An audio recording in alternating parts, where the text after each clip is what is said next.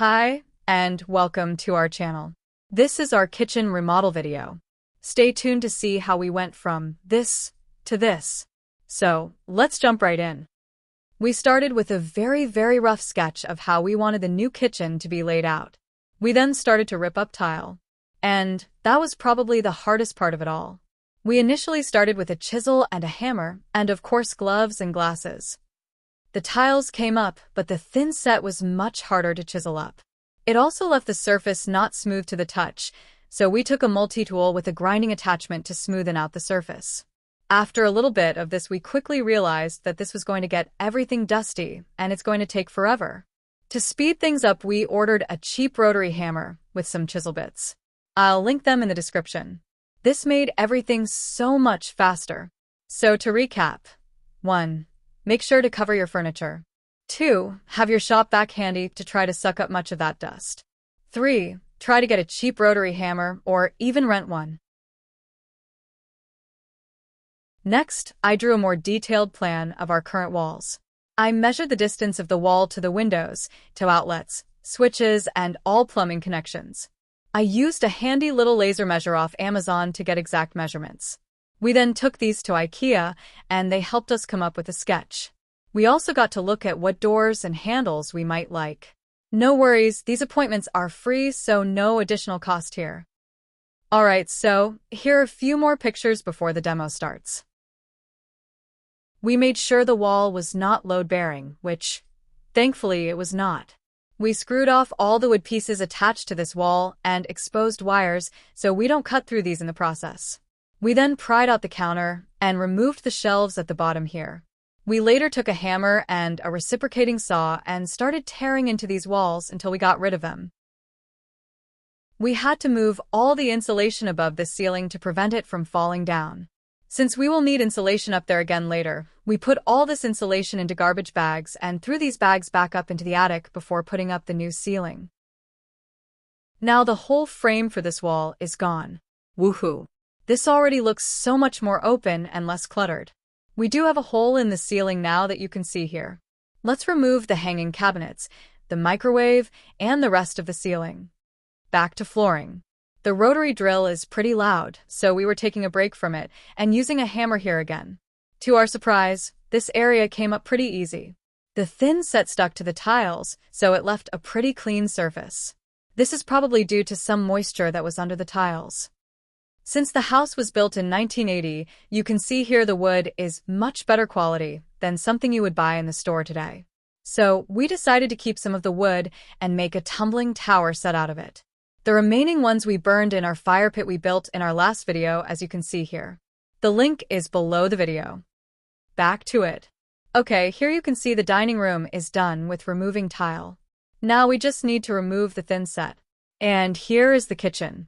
We tried to remove everything as close to the appliances and cabinets as possible.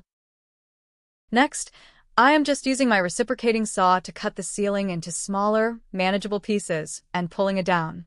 Just a small budget tip if you need power tools. I get most of my power tools from pawn shops around town.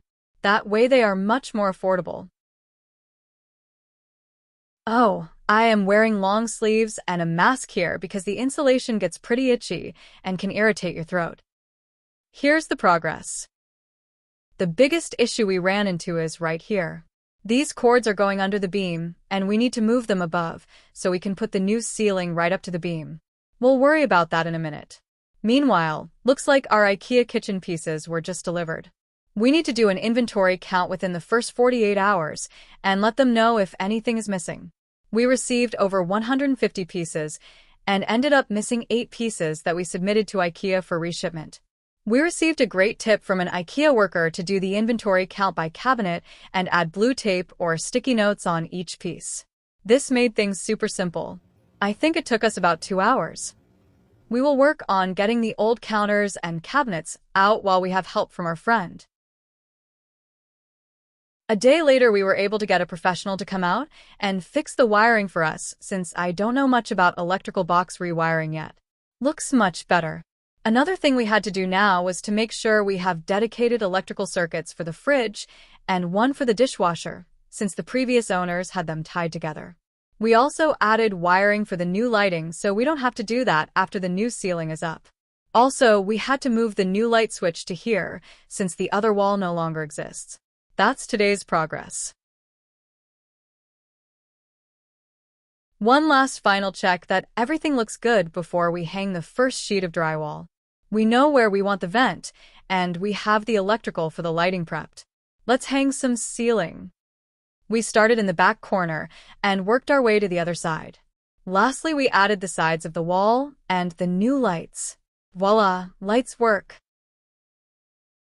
Next step, vinyl floor. We just redid the floor in the living room, so we're just going to continue with the same planks. Vinyl planks are super simple to install yourself. Just make sure the floor is clean and you use underlayment. These planks easily click into each other. More about it later.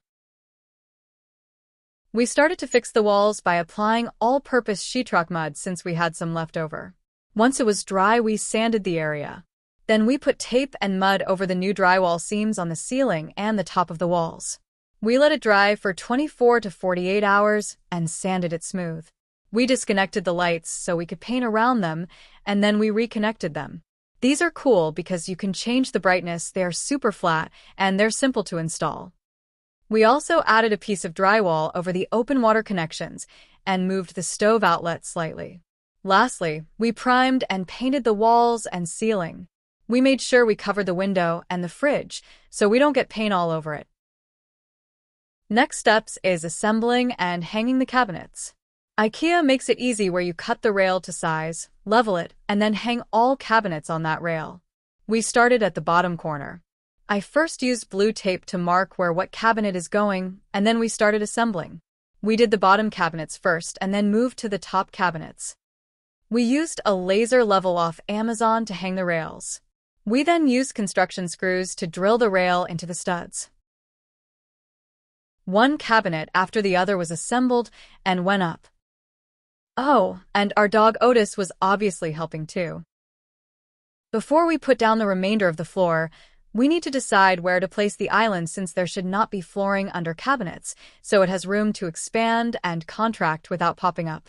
You can see the frame for the island here. This was also purchased from IKEA, by the way. Here I am adding an outlet for the microwave. We moved the wiring for it behind the wall, and I just cut this hole in the wall and then in the cabinet to pull it through. I also added an outlet for the disposal under the sink. We finally placed the island and are now able to finish flooring. Now it's just time to wait for the countertops to be professionally installed and then reconnect the plumbing. Here are our top contenders. And here is the final product. All in all, it took us 2 months and we came in right under $11,000. We saved a lot of money by doing things ourselves, even if it took a little longer. Let us know what you think in the comments, subscribe, and give us a like. Thanks for watching, and we'll see you next time.